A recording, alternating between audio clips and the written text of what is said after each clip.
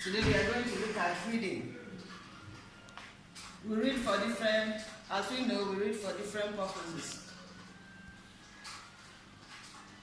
Today we are going to look at reading to identify topic sentences. Topic sentences are the main topics in every paragraph. Those are the topic sentences. Now on page 175 of New Concept English for SS2, it says a topic sentence is not an explanation, neither is it an illustration.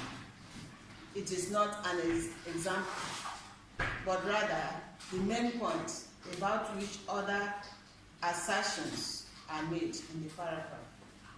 The topic sentence is neither too broad to pin down nor too narrow to understand.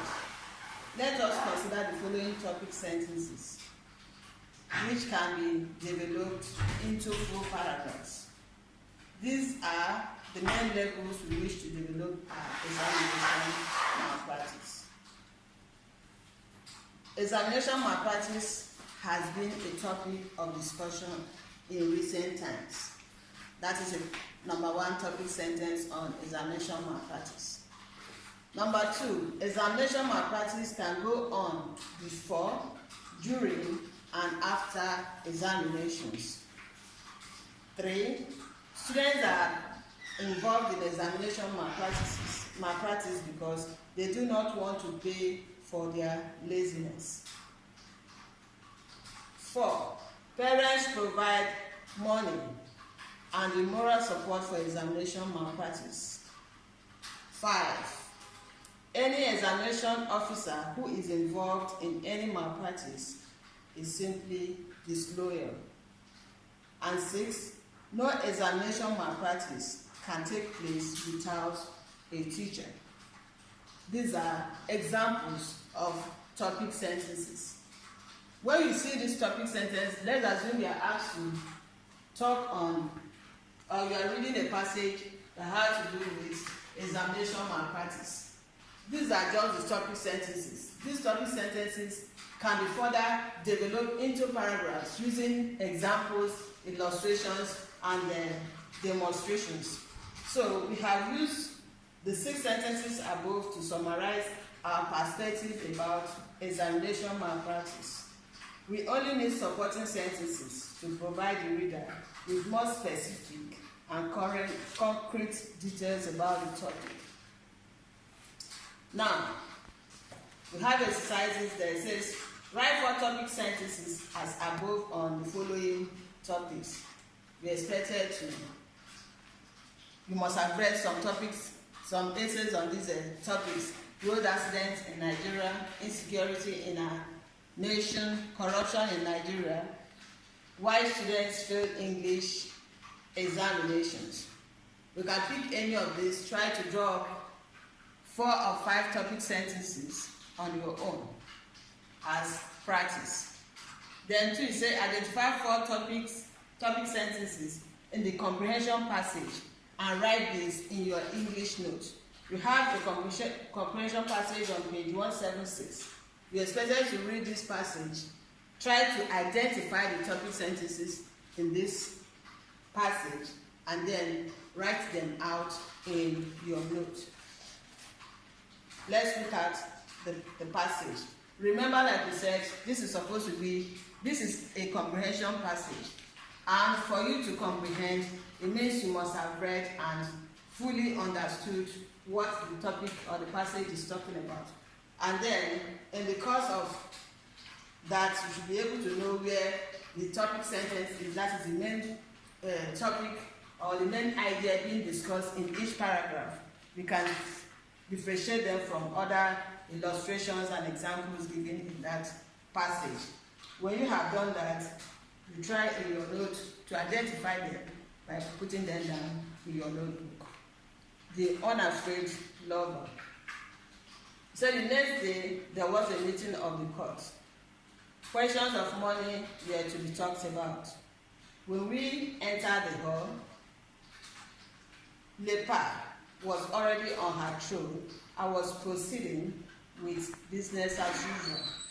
All around her were noblemen, government officials, priests, and an unusually strong guard.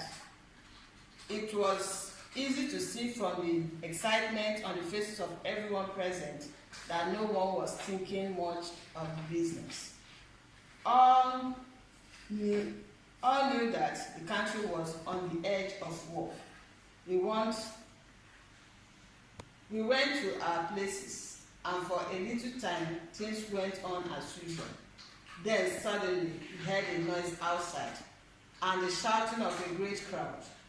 The curtains at the end of the hall were drawn wide, and through them entered the lady of the Agon, the high priest, and on either side were other priests behind them. A small company of guards.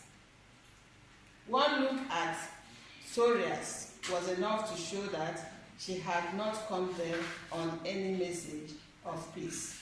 For instead of her usual white garment, she wore a shiny shirt of mail, and in her hand she carried a silver spear. She stopped at the great black stone and laid her hand on it. Then she cried out with a loud voice to Leper on the throne. "Greetings, O Queen." "Greetings, my royal sister," answered Leper. "Draw near, fear not, you shall not be harmed." Soras answered with a proud look and came on up the hill till she stood in front of the throne. "Greetings, O Queen," she said again. "I ask you one question, and you shall give the answer to me and to the people of Zuvadas. Are you not intending to take these foreign wolves as your husband and to share your throne?" She pointed at Sir Henry with her spear. Curtis turned to Soras and said in a loud voice, "Yesterday you had other names than wolf to call me by, O Queen." Leper saw that the secret was out, and she answered the question in her own way. Up she rose, and descending from the throne, moved in all the glory of her royal grace to where her lover stood.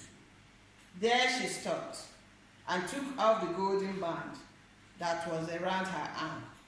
Then she told him to kneel, and taking the golden band with both her hands, she bent it round his neck, and then she kissed him on the forehead and called him her dear Lord. Then, turning, she said, "My sister, lords, priests, and people who are gathered together by this sign I do take him to be my husband, here in the face of you all. Am I not a queen, free to choose a man whom I will love? He has won my heart, and with it goes my hand and my throne, and all that I have. If he had been the poorest man in my kingdom, I would have done the same. But he is a great lord, fairer and stronger than any here, and having more wisdom and knowledge of strange things. Why then should I not choose him?" She took his hand and gazed proudly on him, and holding it, stood there, boldly facing the people. And such was her sweetness and the power of her beauty. So sure was she of him and herself, so ready to risk all things and to suffer all things for him, that most of those who saw the sight caught the fire from her eyes and shouted and cheered her wildly. It was a bold stroke for her to make, but it touched the people's hearts. For all the world loves a lover, and most of all a love which is brave and unfeared. the people cheered till the roof rang. Now, the first assignment I gave you, or exercise I asked you to do here, is on identification of the topic sentences. We have about 7 paragraphs there. I will expect you in your note to write out the topic sentences of each of those paragraphs. Then we are going back to our topic for today, which is comprehension. Like we discussed before, comprehension is ability to read and understand. And we know that there are steps in reading a comprehension passage that we have discussed in the class, that it is very wrong for any student to read, to answer a comprehension passage from question to the passage. Like most students often do, you find them that once a passage is presented to them, they go straight to the question. And as they go through the question, you see them scanning through the passage to find out where the answer is. We have always said that that is a very wrong way of answering a comprehension passage, because for you to answer a comprehension passage successfully, you must have read the passage at least 3 times and been able to interpret that passage in your own way. Your ability to interpret it means that you understood it. But if you cannot interpret, then you have not read anything, you don't know anything in it. So it is necessary that if we are having been given this passage, I expect every student to read through it the first time, the second time, reading through with the questions, and when you have done that, as you go through the third time, make sure you have your pencils with you. With that, you try to map out the areas where you can get the possible answers to the questions you have come across in that passage. Another thing you must be very serious about is the idea of bringing in extra materials from outside. Yes, there are topics that we must have heard about outside, and most times you come across them in a reading passage. It is very wrong for you to answer a comprehension passage with information outside the passage. You must stick directly to the passage and give the answers from what you have in the passage. Comprehension questions are such that presently does not demand full sentence formation. That is a simple sentence, subject, verb, object. No. You can give one word answer, you can give in phrases, you can give answers in clauses. But make sure that they are from the content before you. Now, having read this passage, there are some reflection and discussion questions before the comprehension passage. It says, have you witnessed a marriage ceremony? Did you think the couple love each other? From the passage you have read, you must have witnessed a marriage ceremony in society. Can you judge from what you have seen and from what you have read whether this couple here love each other? Question 2 says, what do you think are the advantages of inter-ethnic marriage? When you say inter-ethnic marriage, it means the marriage between 2 ethnic groups. What do you think about it? Is it good for somebody, maybe an Igbo man from Asawa, to marry an Hausa man? What do you think about it? Discuss that, and I will try to reason on it and come up with whatever you feel is the right thing to do. 3, what are the disadvantages of inter-ethnic marriages? Therefore, do you think your parents would allow you to marry a man or a woman from a different ethnic group? How many of us here think that our parents will be liberal enough to allow us to marry an Hausa man? You can discuss that, reason that on your own. Then finally, on that, in this topic, I will want us to attempt the comprehension questions. On page 177, you have question A to H. Please write the answers in your notebook and then submit them as at when you. Thank you very much.